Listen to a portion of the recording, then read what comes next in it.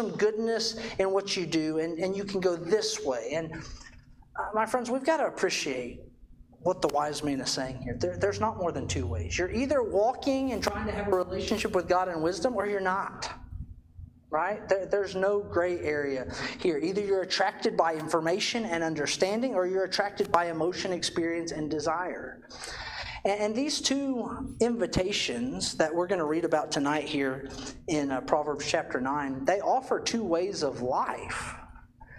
And they are defined by attitudes and outcome. But the choice between them is difficult because they have very similar invitations. And I ask you to think about this in your questions.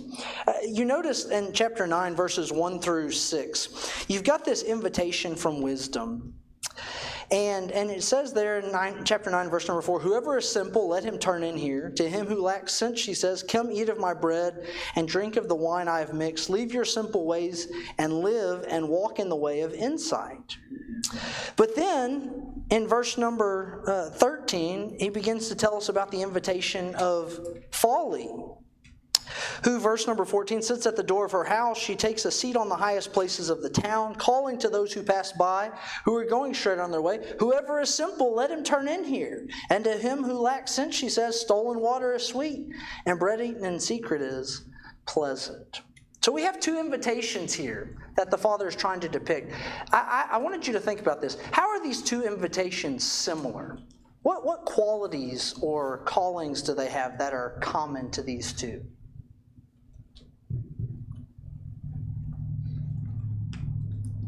Both are calling and simple. Okay, so you notice that was the first thing that jumped out to me. Verse number 4 and in verse number 16, both wisdom and folly appeal to you as you are. You're a simple person, right? I see you where you're at, and I want you to come be with me. Right?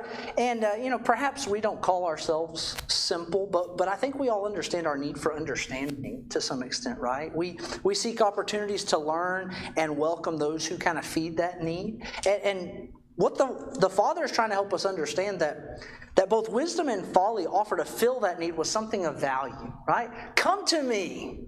Come be with me. And you'll get pleasure, fulfillment, experience, community, something, right? And so they both appeal to you as you are, right? You're simple. I know it. That's okay. Come, right? What else do these invitations have in common? Anything. Yeah, Kelly. They all call on you to come to them. They don't come chase you down.